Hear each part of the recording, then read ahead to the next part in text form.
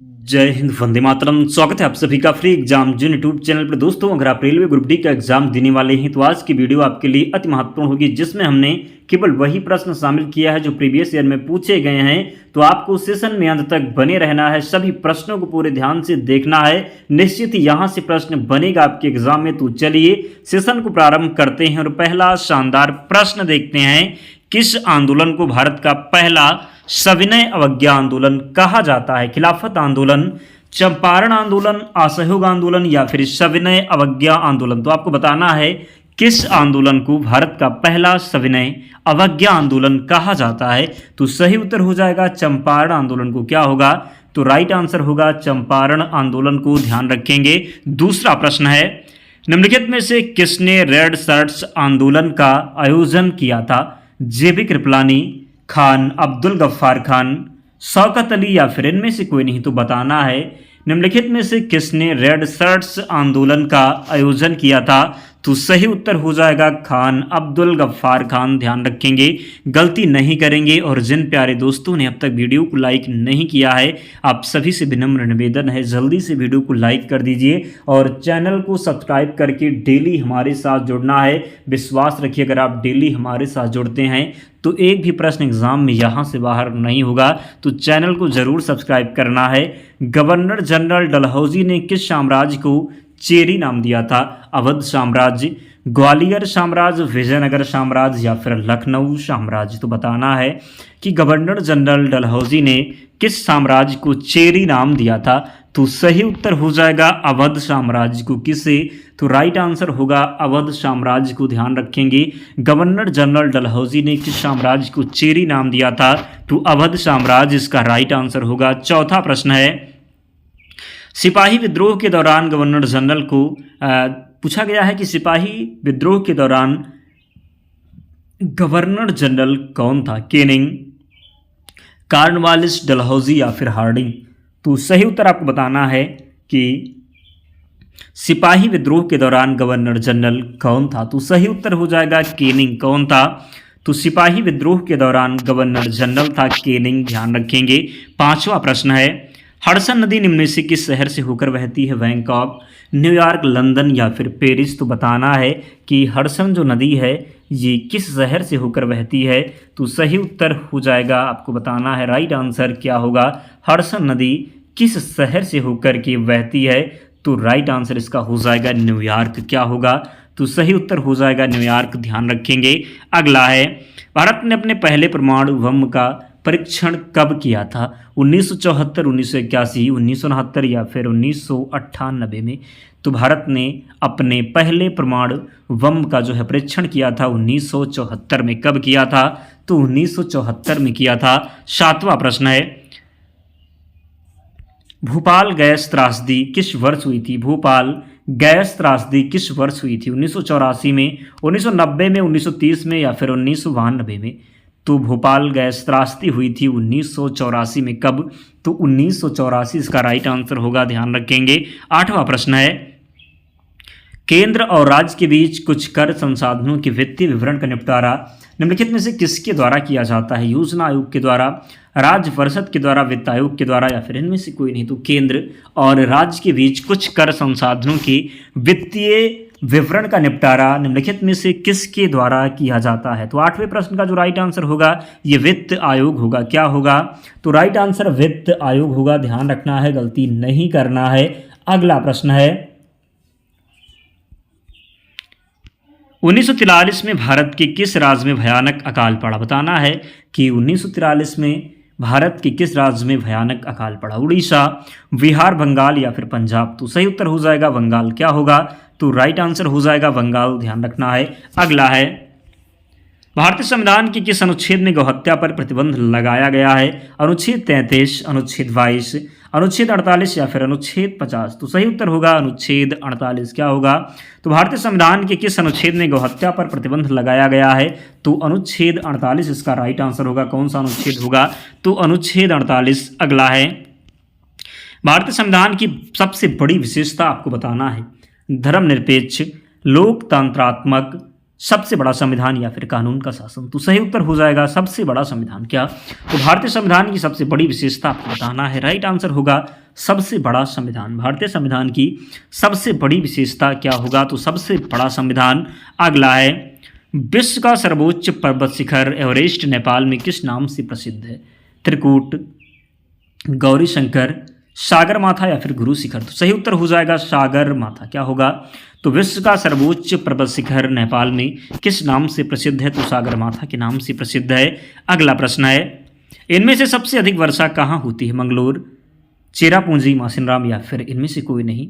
तो बताना है। राइट आंसर अगर पता है तो कमेंट में कंजूसी ना करें। जब आप कमेंट करेंगे तो निश्चित ही सभी प्रश्न आपको क्लास में ही याद हो जाएंगे, इसलिए कमेंट ज़रूर करना है।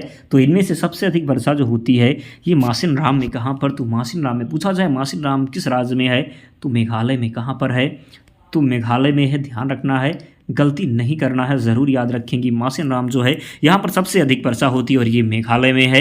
अगला है, विश्व व्यापार संगठन की स्थापना कब हुई थी? 1991, 1995, 1997 या फिर 1994 में। तो विश्व व्यापार संगठन की स्थापना हुई थी कब? तो याद रखना है 1995 में विश्व व्यापार संगठन की स्थापना हुई थी। अगला प्रश्न है, सिखों के 10वें गुरु कौन थे? गुरु अंगद, गुरु हरगोविंद, गुरु अर्जुन या फिर गुरु हरिकिशन। तो सिखों के 10वें गुरु थे कौन?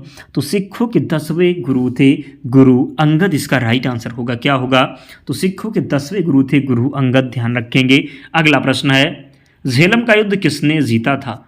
पोरस, अशोक, सिकंदर या फिर चंद्रगुप्त। तो झेलम का युद्ध जीता था किसने?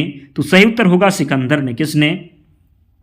तो जो झेलम का युद्ध हुआ था ये सिकंदर और पोरस के बीच में हुआ था, इसमें सिकंदर की विजय हुई थी। ध्यान रखेंगे। अगला है, निम्नलिखित में से कौन सा जलडमरू मध्य आर्कटिक महासागर को प्रशांत महासागर से जोड़ता है? आर्कटिक महासागर को प्रशांत महासागर से कौन सा जलडमरू मध्य जो है जोड़ता है? फेरिंग जलडमरू मध्य, नॉर्वेजियन जलडमरू मध्य, व्यूफोर्ड जलडमरू मध्य या फिर इनमें से कोई नहीं। तो 17 जो प्रश्न है इसका राइट आंसर हो जाएगा क्या? तो वेरिंग जलडमरू मध्य। क्या होगा? तो निम्नलिखित में से कौन सा जलडमरू मध्य आर्कटिक महासागर को प्रशांत महासागर से जोड़ता है? तो राइट आंसर होगा वेरिंग जलडमरू मध्य। अगला है, इडुक्की परियोजना किस नदी पर बनाई गई है? ताप्ती, कोसी, पेरियार या फिर कृष्णा। तो इडुक्की परियोजना किस नदी पर बनाई गई है? राइट आंसर होगा पेरियार नदी पर। किस पर? तो इडुक्की परियोजना बनाई गई है पेरियार नदी पर। ध्यान रखेंगे। हीराकुंड बांध किस नदी पर बना है? गंगा, महानदी, गोदावरी या फिर स्वर्णरेखा। तो हीराकुंड जो बांध है ये बना है महानदी पर। किस पर? तो हीराकुंड बांध बना है महानदी पर। आपसे पूछा जाए कि किस राज्य में? तो उड़ीसा में। कहाँ पर है? तो उड़ीसा राज्य में है। कहाँ पर? तो उड़ीसा में है। ध्यान रखेंगे। अगला प्रश्न है, शक्ति की अंतर्राष्ट्रीय इकाई क्या है? वाट, अर्ग, जूल या फिर इनमें से कोई नहीं। तो शक्ति की जो अंतर्राष्ट्रीय इकाई है सही उत्तर हो जाएगा वाट है। क्या है? तो शक्ति की अंतर्राष्ट्रीय इकाई जो है ये वाट है। ध्यान रखेंगे। क्वेश्चन नंबर 21 है, गति करती हुई कार विपरीत दिशा से आती है, हवा का सामना करती है, कार पर हवा द्वारा किया गया कार्य क्या होगा? शून्य, धनात्मक, ऋणात्मक या फिर इनमें से कोई नहीं। तो गति करती हुई कार विपरीत दिशा से आती है, हवा का सामना करती है, कार पर हवा द्वारा किया गया कार्य क्या होगा? तो 21 का राइट आंसर होगा ऋणात्मक। क्या? तो सही उत्तर होगा ऋणात्मक। गति करती हुई कार विपरीत दिशा से आती है, हवा का सामना करती है, कार पर हवा द्वारा किया गया कार्य क्या होगा? तो ऋणात्मक होगा। क्या? तो ऋणात्मक होगा। ध्यान रखना है, गलती नहीं करना है। अगला है,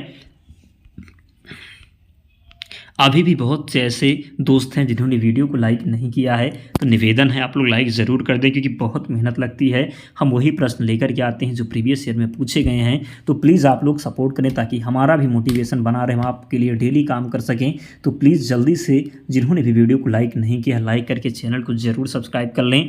सूर्यास्त के बाद भी पृथ्वी की सतह के निकट वायु जो है किस कारण ऊष्मा प्राप्त करती रहती है? पूछा गया है कि सूर्यास्त के बाद भी पृथ्वी की सतह के निकट वायु किस कारण ऊष्मा प्राप्त करती रहती है? सूर्यतापन, स्थलीय विकिरण, चालन या फिर संवहन। तो 22 का जो राइट आंसर होगा क्या? तो इसका सही उत्तर होगा स्थलीय विकिरण। क्या? तो सूर्यास्त के बाद भी पृथ्वी की सतह को निकट वायु किस कारण ऊष्मा प्राप्त करती रहती है? तो स्थलीय विकिरण होगा। 23 है, आवासीय क्षेत्र के लिए केंद्रीय प्रदूषण नियंत्रण बोर्ड द्वारा प्रस्तावित मानव शोर स्तर क्या है? 65 dB, 50 dB, 35 dB या फिर 40 dB।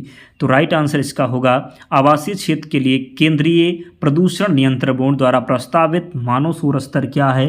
तो राइट आंसर होगा 40 dB। कितना? तो राइट आंसर हो जाएगा 40 dB। ध्यान रखेंगे। अगला है तरल पदार्थ के क्वथनांक पर क्या होता है? पूछा गया है कि तरल पदार्थ के क्वथनांक पर क्या होता है? तापमान बढ़ता है, वायुमंडलीय दाब बढ़ता है, तापमान नियत रहता है, इनमें से कोई नहीं। तो बताना है कि तरल पदार्थ के क्वथनांक पर क्या होता है। तो सही उत्तर हो जाएगा तापमान जो है ये नियत रहता है। क्या? तो तापमान नियत रहता है। तरल पदार्थ के क्वथनांक पर क्या होता है? तो तापमान जो है ये नियत रहता है। 25 है। कौन से जंतु वर्ग में 3 कक्षीय हृदय होते हैं? उभयचर, पक्षी, मछली या फिर इनमें से कोई नहीं। तो कौन से जंतु वर्ग में 3 कक्षीय हृदय होते हैं? तो राइट आंसर होगा उभयचर में। किसमें? तो सही उत्तर होगा उभयचर में। कौन से जंतु वर्ग में 3 कक्षीय हृदय होते हैं? तो उभयचर में। 26 है। दौड़ के दौरान धावक का गुरुत्व केंद्र कहाँ होता है? उसके पैरों के आगे, उसके पैरों के पीछे, शरीर के मध्य में या फिर इनमें से कोई नहीं। तो दौड़ के दौरान धावक का गुरुत्व केंद्र कहाँ होता है? तो 26 का राइट आंसर होगा मध्य में। कहाँ पर? तो राइट आंसर होगा शरीर के मध्य में। दौड़ के दौरान धावक का गुरुत्व केंद्र कहाँ होता है? तो शरीर के मध्य में होता है। अगला है बाह्य अंतरिक्ष में किसी अंतरिक्ष यात्री को आकाश कैसा दिखाई देगा? सफ़ेद, काला, नीला या फिर लाल। तो बाह्य अंतरिक्ष में किसी अंतरिक्ष यात्री को आकाश कैसा दिखाई देगा? सही उत्तर होगा काला दिखाई देगा। कैसा? तो बाह्य अंतरिक्ष में किसी अंतरिक्ष यात्री को आकाश कैसा दिखाई देगा? तो काला दिखाई देगा। ध्यान रखेंगे। बाह्य अंतरिक्ष में किसी अंतरिक्ष यात्री को आकाश कैसा दिखाई देगा? तो सही उत्तर होगा काला दिखाई देगा। 28 है। निम्नलिखित में से किस तत्व के परमाणु त्रिज्या सबसे अधिक है? लिथियम, नाइट्रोजन, बेरिलियम या फिर कैल्शियम। तो बताना है कि निम्नलिखित में से किस तत्व की परमाणु त्रिज्या सबसे अधिक है? तो सही उत्तर हो जाएगा लिथियम। किसका? तो निम्नलिखित में से किस तत्व की परमाणु त्रिज्या सबसे अधिक है? तो राइट आंसर हो जाएगा लिथियम। क्या होगा? तो निम्नलिखित में से किस तत्व की परमाणु त्रिज्या सबसे अधिक है? तो लिथियम। सही उत्तर होगा 29 है। निम्नलिखित में से क्या कृत्रिम पारिस्थितिकी तंत्र का उदाहरण है? बगीचा, तालाब, झील या फिर इनमें से कोई नहीं। तो निम्नलिखित में से क्या कृत्रिम पारिस्थितिकी तंत्र का उदाहरण है? तो 29 का राइट आंसर होगा बगीचा। क्या होगा? तो निम्नलिखित में से क्या कृत्रिम पारिस्थितिकी तंत्र का उदाहरण है? तो सही उत्तर हो जाएगा बगीचा। 30 है। और अंतिम प्रश्न है, तो जिन्होंने लाइक नहीं किया प्लीज़ लाइक ज़रूर कर दें। बायोगैस के मुख्य घटक कौन है? हाइड्रोजन, मीथेन, ब्यूटेन या फिर प्रोपेन। तो जो है बायोगैस के मुख्य घटक कौन हैं? तो सही उत्तर हो जाएगा मीथेन। क्या होगा? तो बायोगैस के जो है मुख्य घटक हो जाएगा ये मीथेन होगा। क्या? तो बायोगैस के मुख्य घटक क्या होगा? मीथेन हो जाएगा। तो 30 प्रश्न थे दोस्तों।